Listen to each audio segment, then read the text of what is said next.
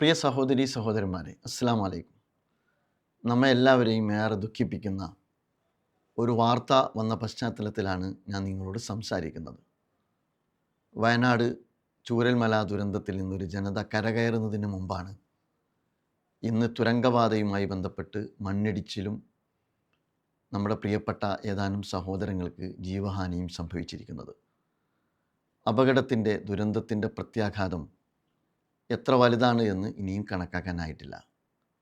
മഴക്കാലം തുടങ്ങിയിരിക്കുന്നു. തീർച്ചയായിട്ടും കേരളം ഏറെ അനുഗ്രഹീതമായ മണ്ണാണ്. ആവശ്യത്തിന് തണുപ്പും ആവശ്യത്തിന് ചൂടും ആവശ്യത്തിന് മഴയും നമുക്ക് പ്രദാനം ചെയ്യുന്ന മണ്ണ്.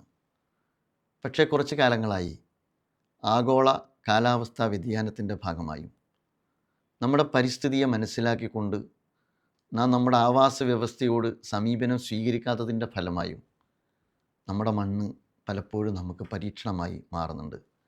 മഴ അള്ളാഹുവിൻ്റെ അനുഗ്രഹമാണ്. ഈ പ്രകൃതിയും അള്ളാഹുവിൻ്റെ അനുഗ്രഹമാണ്.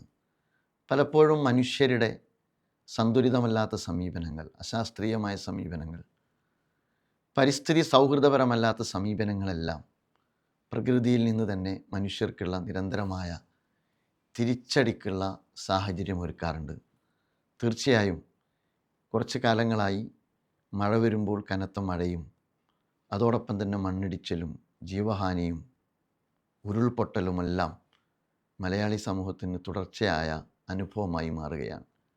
ഇപ്പോൾ വീണ്ടും നമ്മുടെ കാലാവസ്ഥ മാറിക്കഴിഞ്ഞിരിക്കുകയാണ്. അതിൻ്റെ തുടക്കം തന്നെ ഒരു ദുഃഖകരമായ വാർത്തയോടുകൂടിയാണ് ആരംഭിക്കുന്നത്.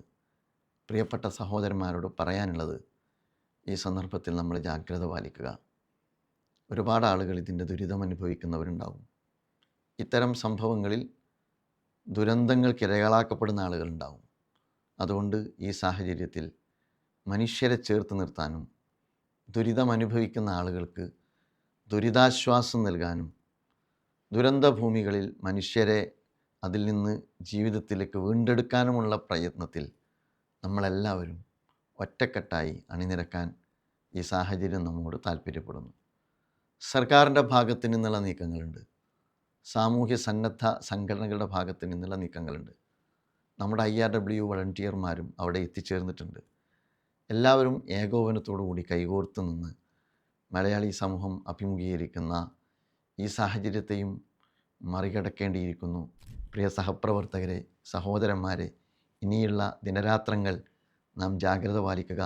നമ്മുടെ അയൽപ്പക്കത്തു നിന്നും നമ്മുടെ പരിസരങ്ങളിൽ നിന്നും നമ്മുടെ പരിസര പ്രദേശങ്ങളിൽ നിന്നും നാം കേൾക്കുന്ന വിളിയാളങ്ങൾക്ക്, സഹായ അഭ്യർത്ഥനകൾക്ക് നമ്മുടെ സ്വത്തുകൊണ്ടും നമ്മുടെ ശരീരം കൊണ്ടും സഹായികളായി മാറുക എന്നതാണ് ഈ കാലം നമ്മോട് ആവശ്യപ്പെടുന്ന ഏറ്റവും പുണ്യകർമ്മം. അത് നിർവഹിക്കാൻ നാം സജ്ജരാവുക. നാഥൻ നമ്മെ അനുഗ്രഹിക്കട്ടെ. എല്ലാ കടുത്ത പരീക്ഷണങ്ങളിൽ നിന്നും ഈ നാടിനെ, ഈ നാട്ടുകാരെ പടച്ചറബ് കാത്തിരക്ഷിക്കുമാറാകട്ടെ. അസ്സലാമു അലൈക്കും.